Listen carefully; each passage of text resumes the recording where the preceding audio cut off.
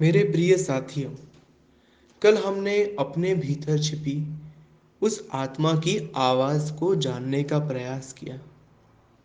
वह आवाज़ जो हर मनुष्य में, हर जीव में भीतर कहीं न कहीं छुपी ही होती है। वह आवाज़ जो परम सत्य तक हमें पहुंचा सकती है। क्या हम जानते हैं? आज से 24 लाख वर्ष पूर्व भाषा की खोज हुई थी। इन लाखों वर्षों में करोड़ों धर्म और संस्कृतियां आई हैं और विलुप्त भी हो गई। लेकिन आज भी मनुष्य समाज उन्हीं शब्दों को पकड़कर बैठा है जो नाशवान है, जो तोड़े मरोड़े जा सकते हैं, जो लुप्त हो सकते हैं। अगर किसी ग्रह पर जीवन होगा भी तो उनसे इन शब्दों द्वारा संवाद नहीं किया जा सकता, क्योंकि शब्द तो भौतिक होते हैं और भौतिकता सूक्ष्म नहीं हो सकती और इसमें कोई पूर्णता भी नहीं होती। ऐसा नहीं है कि शब्दों से ऊपर की आत्मा की भाषा को किसी ने लाखों वर्षों में समझा ही नहीं। बहुत से गुरु जन्मे जिन्होंने इस भाषा को समझाने हेतु समाज में भी आए, लेकिन मनुष्य आत्मा की भाषा समझता नहीं, इसलिए उन महापुरुषों ने अपना सुख और मौन भी त्याग दिया। और जब यह त्याग करके जब वे कुछ प्रवचन करते हैं जिससे हम सत्य तक पहुंच सके, ऐसे में जब कोई शिष्य कहता है आज का प्रवचन तो बहुत ही अच्छा था, मजा आ गया, यह बोलते ही गुरु के शिष्य के प्रति किए सारे प्रयास निरर्थक हो जाते हैं। गुरु कोई शब्दों से आपका मन जीतने के लिए थोड़ी ही अपनी शांति को त्यागता है। शांति तो बहुत ही महंगी होती है। वह आपके मन के पार उस आत्मा के लिए आपके प्रति समर्पित होता है। ऐसे ही गुरु और उनकी आत्मा और उसके संवाद के विषय में बताई हुई बातें जो शब्दों के रूप में थी, वही सारी बातें एक धर्म बनकर के आज रह गई हैं, जिन शब्दों के आधार पर आज भी समाज एक दूसरे के धर्म को परेशान करता ही रहता है। प्रकृति ने हमें प्रेम दिया और समाज ने प्रेम के अलग अलग रूपों में विभाजन कर दिए, परिभाषाएं ही बदल डाली। प्रकृति ने हमें सत्य दिया और समाज ने उस सत्य के अलग अलग धर्म बना लिए। प्रकृति ने हमें भूमि दी तो हमने अलग अलग देश बना लिए, और गुरु ने जब अपना मौन त्यागा, अपनी शांति त्यागी कुछ शब्द देने के लिए जिससे हम सत्य तक पहुंच सके, तो उन शब्दों को हमने उपनिषद और ग्रंथ बना लिया। क्यों आखिर आज भी हम इन्हीं शब्दों के जाल में उलझ करके रह गए हैं? क्यों आज भी स्वामी जी को हमें कुछ संदेश देना होता है तो बोलना पड़ता है? क्यों आज हमें इन शब्दों की इतनी जरूरत है, इतने लाखों वर्ष होने के बावजूद भी? शायद यह चुराए हुए शब्द ही हमें समय से पहले सभी के सामने विद्वान होने का अनुभव कराते हैं।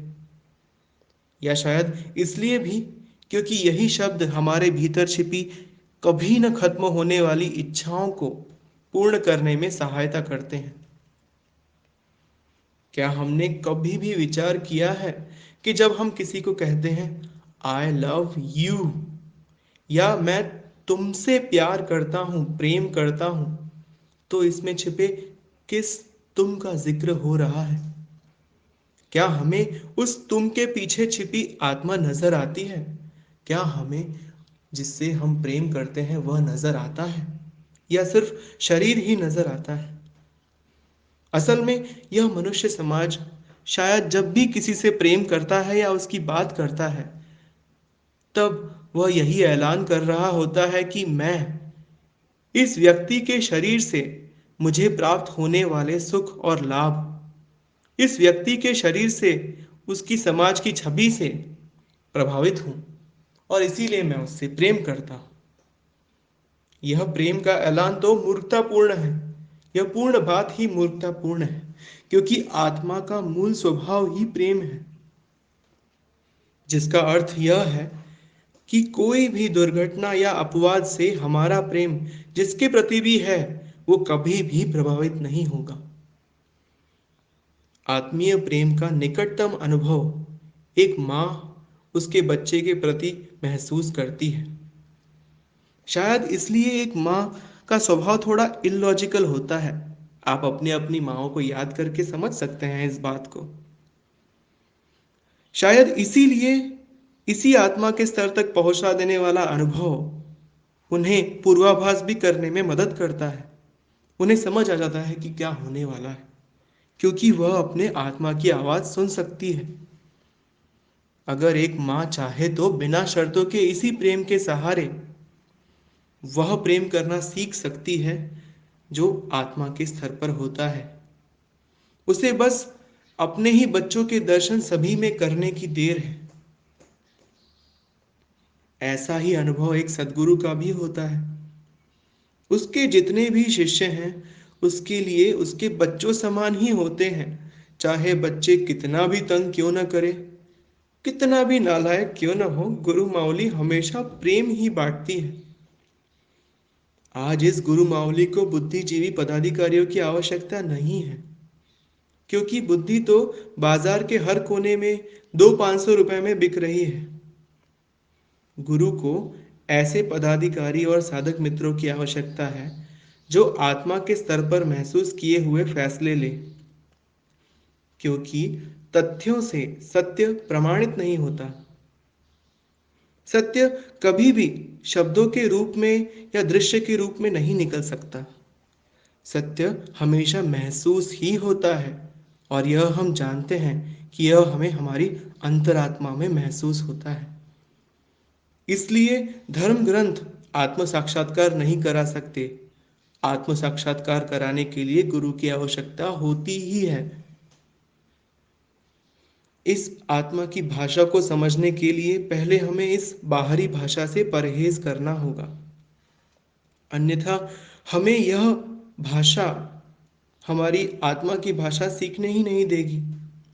इसलिए स्वामी जी ने शायद हमें यह 4 बंदर दिए हैं, जिसका मूल अर्थ यही है कि ऐसा कुछ भी ना देखो, न कुछ सुनो और ना कुछ बोलो या कुछ सोचो जिसे तुम्हें आत्मा से भिन्न कुछ और भी दिखाई दे या कुछ नजर आए। ठीक वैसे ही जैसे द्रोण और अर्जुन का एक छोटी सी घटना हमें याद है। हमें आत्मा के सिवाय कुछ भी नजर नहीं आना चाहिए। इसलिए हम जब भी प्रेम करें किसी से भी, तो उस व्यक्ति से मिलने वाले लाभ या हानि की तरफ देखें ही नहीं, उससे ऊपर उठ जाएं। आप जानेंगे कि आपकी सभी के प्रति बस प्रार्थना ही निकलेगी। लेकिन इस बार जब प्रार्थना निकलेगी तो उस प्रार्थना में शब्द नहीं होंगे। पहली बार आपकी प्रार्थना में शब्द नहीं होंगे। उस प्रार्थना का जोर आपके रोए रोए में महसूस होगा। आपकी आंखें भीग जाएंगी, आपका मन खाली हो जाएगा। आपको अपने अंदर एक उत्साह नजर आएगा, ठंडक नजर आएगी। आपकी आत्मा पहली बार बिना शब्दों के बोलेगी, और जब बोलेगी तो आपकी आभा ही बदल जाएगी।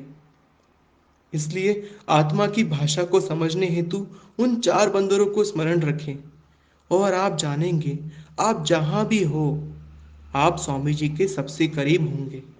आप स्वामी जी के संदेश आए उससे पूर्व उन्हें अपने जीवन शैली में उतार पाएंगे। और वह दिन भी जरूर आएगा जब स्वामी जी के लिए हमारा उनसे मिलना एक सार्थक घटना होगी, और फिर जीवन में सिर्फ अखंड आनंद ही होगा। वह दिन जरूर आएगा, और यही तो है आत्मा की भाषा। आपका परम मित्र अम्बरीश।